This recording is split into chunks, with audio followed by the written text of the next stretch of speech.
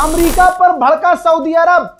मैंने कहा था राज खुलेगा और इस जंग के बाद फैसला हो जाएगा ताकतवर कौन है। मेरे दोस्तों, सऊदी अरब के ऑफिशियल ने अरब के टीवी पर कोई बयान नहीं दिया है, मतलब कोने कोतले में जाके कोई इन्वेस्टिगेशन रिपोर्ट नहीं है, यह बयान आया है। ये देखिए भाई, न्यूज चैनल पर सऊदी अरब के ऑफिशियल ने बोला कि जब हमने शुरुआत में अमेरिका से मदद मांगी, जब जंग शुरू हुई तो अमेरिका खामोश था।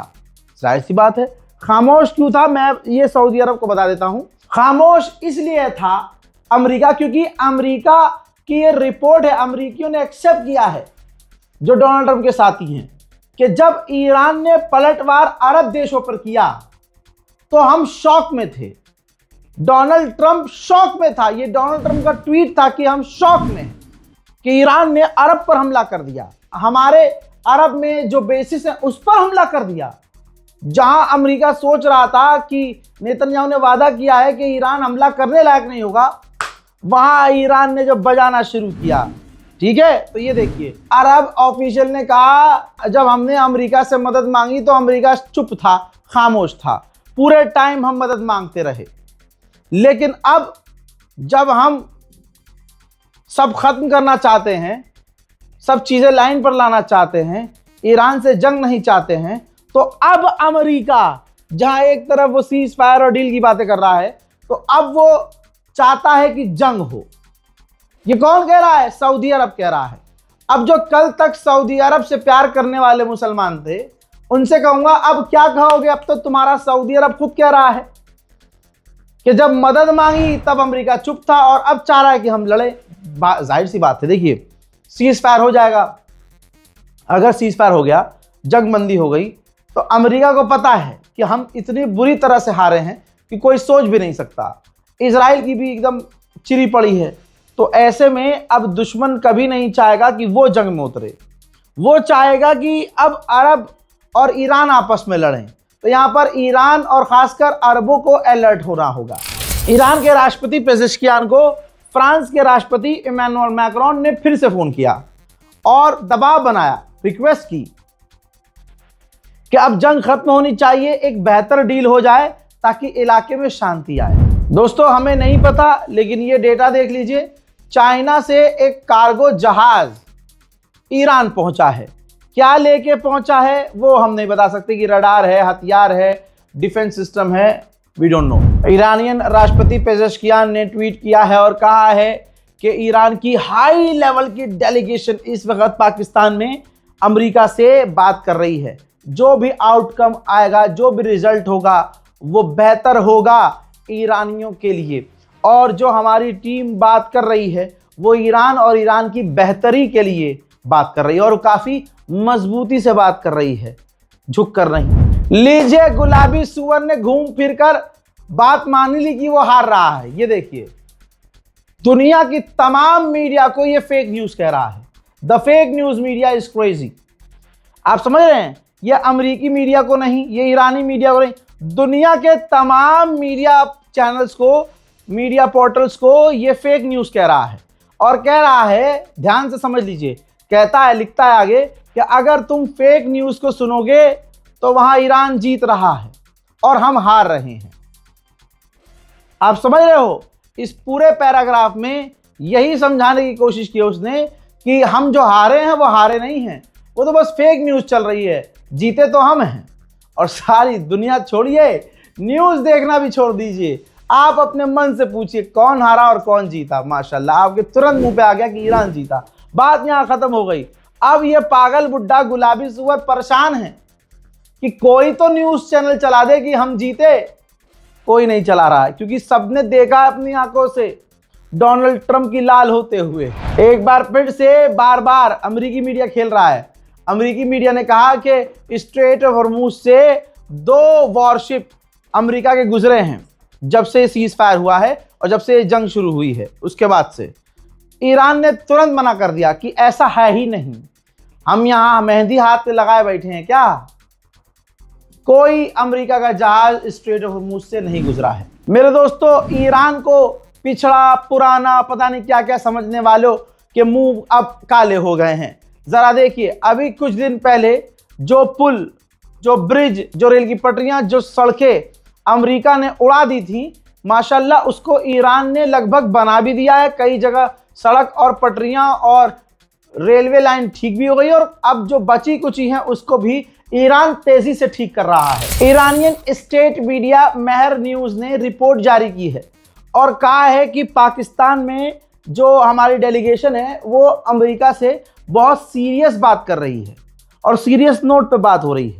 हमारे मतलब की, हमारे पॉइंट्स की बातें नहीं हुई तो ईरान की डेलीगेशन वापस चली जाएगी। मेरे दोस्तों, उधर ईरान के ऑफिशियल ने रशियन मीडिया को बाइट दी है और कहा कि इस बातचीत में भी ईरान का अपर हैंड है, यानी ईरान भारी है, ईरान ही अपनी बात रख रहा है। उधर ईरान ने चाइना के कई टैंकरों को स्ट्रेट ऑफ हॉर्मुज से निकलने दिया है। यह बात बतला रही है, यह खबर से क्लियर हो रहा है कि आज भी स्ट्रेट ऑफ हॉर्मुज पूरी तरह से ईरान के कंट्रोल में है। जो हाल लेबनान का हुआ है, अब वो हाल इराक का होगा। कैसे?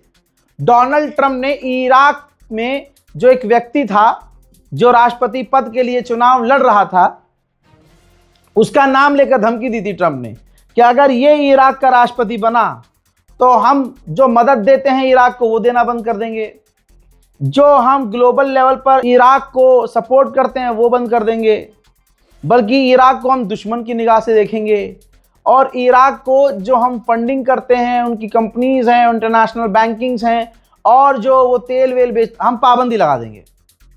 और आखिरकार इराक घुटने पर आ गया। क्या फायदा? देखिए, अमेरिका कहते हैं ना, दूसरे देशों के चुनाव में और इंटरनल मैटर में अमेरिका को नहीं बोलना चाहिए। हमारे भारत ये खुद कहता है कि दूसरे देशों के मैटर में नहीं बोलना चाहिए, लेकिन अमेरिका को देखो, हर देश, लेबनान को बर्बाद किया, अब सेम कहानी, डिक्टो सीरिया बर्बाद कर दिया, सीरिया में अपना पालतू बिठा दिया, लेबनान में अपना पालतू बिठाया, अब इराक में आपकी स्क्रीन पर देखिए ये पालतू है। हजरात, introducing the new president of Iraq, Nizar Amidi. जी हाँ, अब ये इराक के न्यू प्रेसिडेंट हैं और 2003 के बाद ये छठे प्रेसिडेंट हैं। मेरे दोस्तों, ये आदमी डोनाल्ड ट्रंप का पसंदीदा है। अब आपको अगर लेबनान की कहानी पता हो तो आपको क्लियर समझ में आना चाहिए कि अब इराक की बर्बादी तय है, क्योंकि अमेरिका ने अपना पालतू बिठा दिया है इराक। उधर एक नौजवान फिलिस्तीनी को इजराइल के सेटलर्स ने मिलकर कत्ल कर दिया है, पीट पीट कर। लेबनान और इजराइल की डील मुश्किल में पड़ गई है। आज के ही दिन लेबनान का प्रधानमंत्री अमेरिका जाने वाला था इजराइल से डायरेक्ट बात करने के लिए, लेकिन एंड मूवमेंट पर, ये देखिए ट्वीट के जरिए जानकारी आई है, एंड मूवमेंट पर लेबनान के प्रधानमंत्री ने अपना अमेरिकी विजिट कैंसिल कर दिया। उधर हिजबुल्लाह का ड्रोन, ये देखिए हिजबुल्लाह का ड्रोन है, ये जो इराक के, जो इजराइल के अंदर नजर आ रहा है। जी हाँ, ये हिजबुल्लाह का ड्रोन है। ध्यान से देखिए, हिजबुल्लाह का ड्रोन इजराइल के ऊपर उड़ रहा है, जिस ड्रोन को बाद में इजराइल ने मार गिराया है। उधर 250 से ज्यादा लेबनान में नरसंहार करने के बाद इजराइल ने अपने पैरों पर कुल्हाड़ी मार ली है। हिजबुल्लाह के नाम पर उसने हमला किया था। अब ये तस्वीर देखिए, पूरा लेबनान जो कल तक हिजबुल्लाह का सपोर्टर भी नहीं था, आज वो भी हिजबुल्लाह के सपोर्ट में उतर आए हैं। और उन लोगों का कहना यह है कि हिजबुल्लाह मुल्क के लिए, अपनी ज़मीन के लिए लड़ रहा है।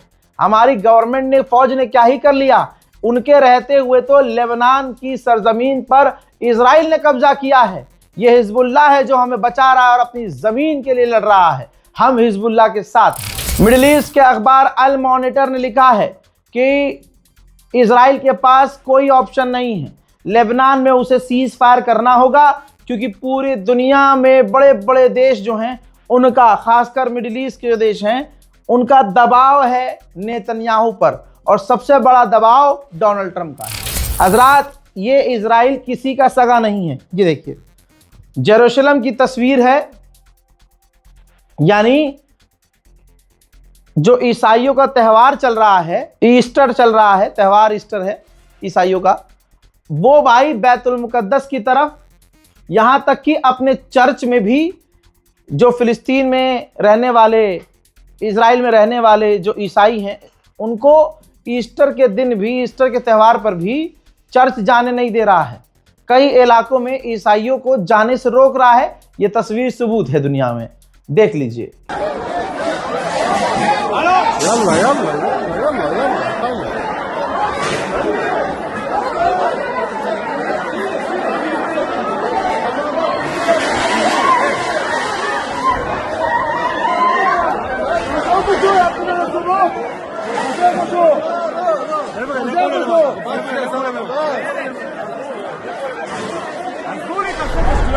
इजराइल किसी का सगा नहीं है भाई।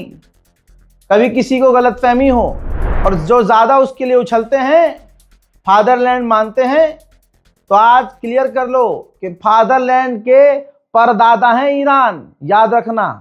इस रिपोर्ट को शेयर कीजिए, चैनल को सब्सक्राइब कीजिए। जय हिंद।